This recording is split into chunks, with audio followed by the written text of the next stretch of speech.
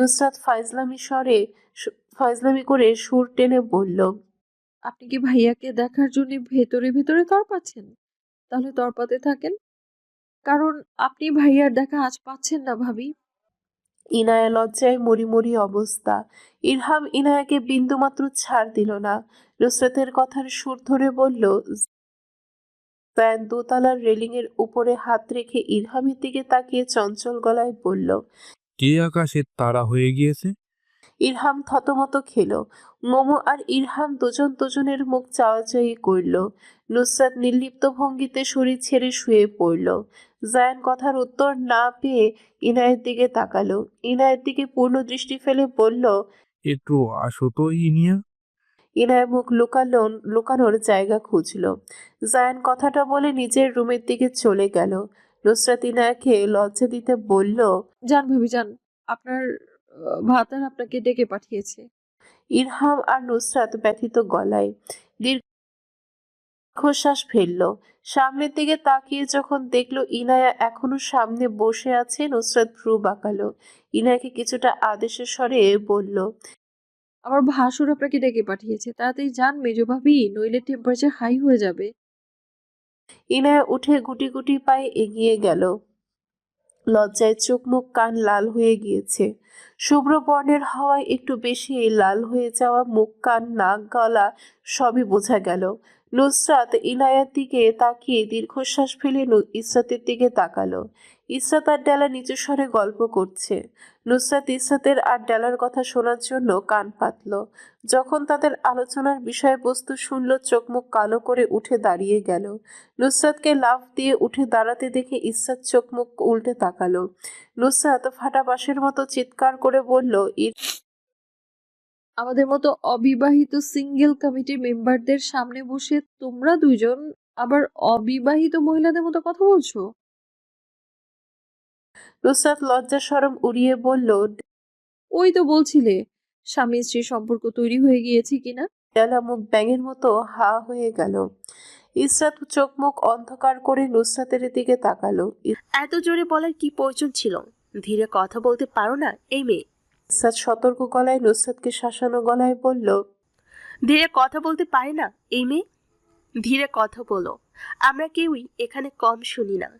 ধীরে কথা বলবো কেন? আমার গলা যেমন আমি সেরকম কথা বলবো। আরশ আর আশিক দূর থেকে দাঁড়িয়ে ওদের কথা শুনছিল। আরশ এবার রাশভারী গলায় বলল, তুই তো ফাটা বাস, ফাটা কলছি বাজে বেশি। তুই সেরকম নিজেকে অবিবাহিত আর সিঙ্গেল দাবি করতে তোর বিন্দুমাত্র লজ্জা করে না? নুসরাত দুপাশে মাথা নাড়িয়ে আরশের দিকে তীক্ষ্ণ দৃষ্টি দিয়ে বলল, জি না, আমার বিন্দুমাত্র লজ্জা লাগে না। আমি যদি আরো 4টে প্রেম আর 2টো বিয়ে করি, তাহলে আমার রিলেশনশিপ স্ট্যাটাস একটাই থাকবে, আই অ্যাম অলওয়েজ সিঙ্গেল। এদিকে সিঙ্গেল মোমো চোখ মুখ কালো করে সবার দিকে তাকিয়ে থাকলো। কারণ এখানে সবাই বিবাহিত আর সে নাম্বার 1 সিঙ্গেল প্লাস অবিবাহিত। আরশ রাগী চোখে নুসরাতের দিকে তাকিয়ে থাকলো। নুসরাত আরশের তাকানো একদম পাত্তা দিল না। আবার কান পাতলো ডেলা আর ইসরাতের কথা শোনার জন্য। রাত 11টা। মোমো ইনায়া ডেলা আশিকে বিদায় নিচ্ছে। লিবে বেগম থেকে যাওয়ার জন্য বলছেন, আগামীকাল সকালে উঠে চলে যাবে। কিন্তু আশিকের এক কথা, সেই তো সকালেই চলে যেতে হবে। তাহলে এখন থেকে কি লাভ? অগত্যা বিদায় নিয়ে সবাই গাড়িতে উঠে চলে গেল। ইনায়েত যাওয়ার সময় বারবার জায়ানের দিকে ফিরে তাকিয়ে তাকিয়ে গেল। রাত 12:40। নুসরাত রুমের দরজা জানালা লাগিয়ে চোরের মতন এদিক সেদিক উকিঝুঁকি মারতে লাগলো। ইসরাত নুসরাতের চোরের মতো বিহেভিয়ার দেখে কপালে ভাঁজ ফেলে নুসরাতের দিকে তীক্ষ্ণ দৃষ্টিতে তাকালো। কি হয়েছে?